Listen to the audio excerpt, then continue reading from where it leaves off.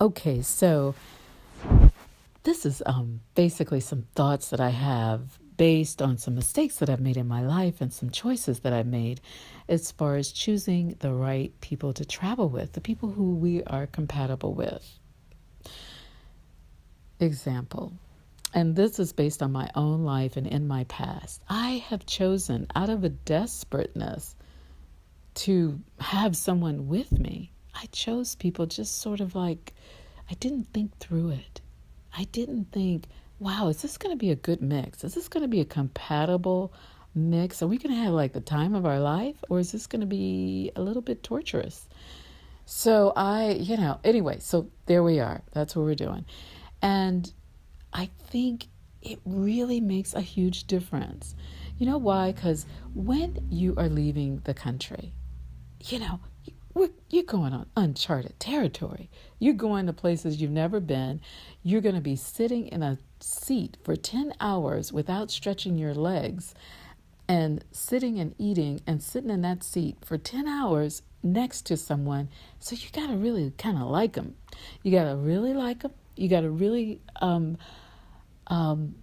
decide, oh, okay, we're going to have some fun. And you have to really have a good line of open and non-offensive communication.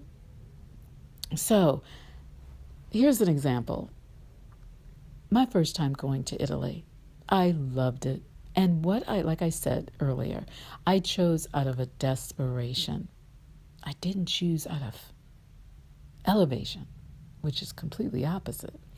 And I asked these people to join me. It was a client who had turned friends. A lot of my clients become my friends. And another person. Okay, so I have this tendency, I'm an artist. So being an artist, we see things in high def, in complete high def. That means sound, that means smell, that means sight. So everything that I would see would be like amazing. So we were actually going to where we were. We were leaving the States. We're on the plane, and we were sort of in France for a while, going back and forth, shuttles and all of that. And I became so quiet. And the only reason why I become quiet is because it's kind of like your computer. You can't keep all the apps open because you might have a crash.